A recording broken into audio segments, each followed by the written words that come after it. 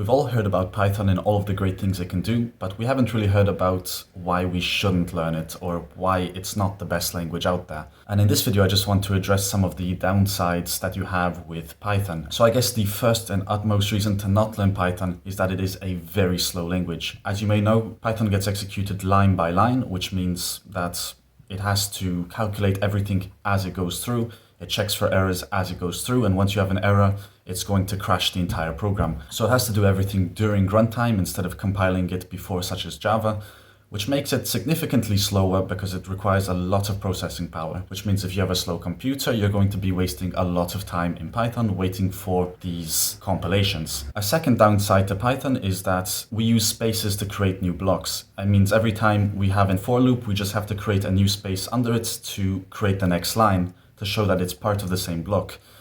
And this can lead to a lot of confusion as your code becomes larger and larger, and it makes it a lot harder to maintain in the long run. A third reason to not learn Python, which is probably fairly obvious because it is more of a back-end language, is that you can't really create apps or websites or any of that sort with Python alone, because it is just far too complicated and takes too many lines of code. And compared to these object-oriented programming languages, it just isn't convenient to create UI. Of course, you can do it with take-inter and all those kind of things, but it just is a little bit harder and it's just not convenient. And the final reason not to learn Python is the runtime errors.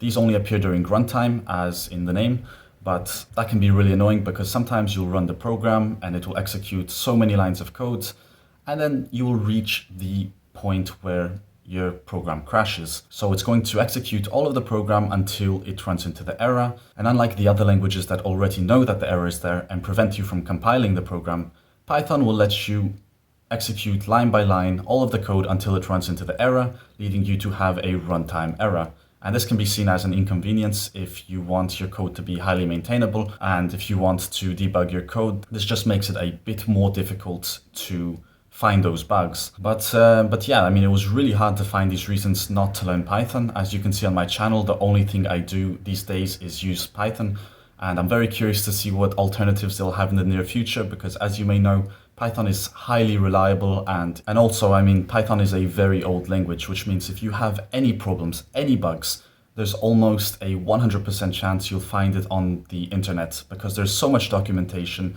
It's very well known, and it's one of the most popular languages today. But don't get me wrong, it's still one of my favorite programming languages. It's one of the easiest to learn, and it's just crazy powerful. But yeah, I'm very curious to hear what your opinion is on Python, what downsides you think Python has. And with that being said, that's actually all I wanted to cover in this video. As always, if you have any comments or questions, leave them in the comment section below and I'll do my best to look at them.